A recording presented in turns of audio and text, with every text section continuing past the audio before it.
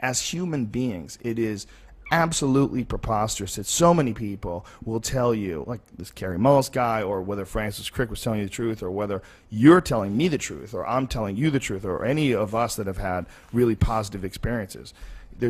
There's way too many people that are saying that folks can benefit from it for it to stay illegal. Right. Like the people that are stopping it, they don't make any more sense than us. It's not like they're the really wise and cautious and noble and loving overlords that want to protect you from your own folly. Yeah. That is not what's going on, because they're talking in ignorant statements. Medically, it's ignorance. There's no evidence to back up what they're saying. There's no reason that it makes sense. And then when you start throwing numbers at their face, like the amount of nonviolent drug offenders that are in jail, and how preposterous it is that our society exists where a bunch of people are doing what they want to do that doesn't hurt anybody else, and someone decides to lock them in a cage for it. Well, that person is, who's doing more harm? The guy who's smoking pot, or the person who locks them in the fucking cage and destroys their life? And does it because it's written on paper somewhere that that's okay. Yeah. Well, that guy is the destructive force. The law becomes the destructive force in society, not the drug. When you say drugs kill people and drugs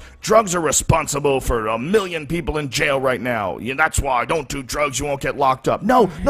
Don't put people in cages because they don't agree with you, because they like something. They like it so much they're willing to risk freedom because they found themselves in some sort of a situation when they're in an environment that they have no control over whatsoever. They were born into this, they didn't ask to be, dropped into this preposterous, illogical, nonsensical, ridiculously lopsided and corrupt society. And you just accept them to comply. You just expect them to comply with these stupid fucking things that are written down on paper that everybody knows makes no sense. Well, that's the problem. The laws are the problem. The laws are destructive. The laws are anti-evolutionary. The laws they're anti-enlightenment. That's the problem. It's not the drug. It's not pot. It's not mushrooms. It's the laws against pot and mushrooms. Those are a devastating aspect of our society. Those are.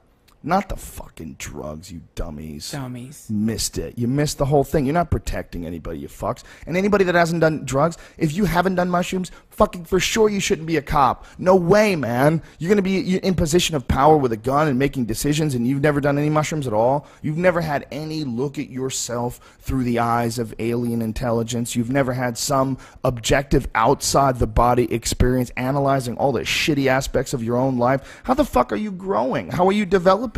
Are you crawling along, and one little stumble after another, and one little apology after another, and one little breakup and makeup cycle after another, where you scream insults at each other and then I'm sorry, baby, it'll never happen again, I've learned my lesson? Is that what you're learning about yourself from your shitty lonely nights eating TV dinners, hoping that your chick's gonna return your pager, or your text message rather, so you can pager?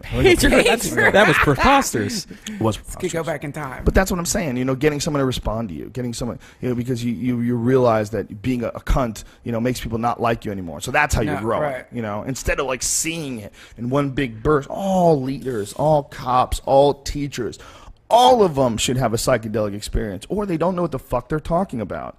As a grown adult, if you haven't had a psychedelic experience, I look at you like you're some sort of an infant. You do. I look at you like you're infantile. Well, it's like I look at you like a form of illiteracy. Yeah, it is. It is like a form of like awareness illiteracy. Yeah, that's a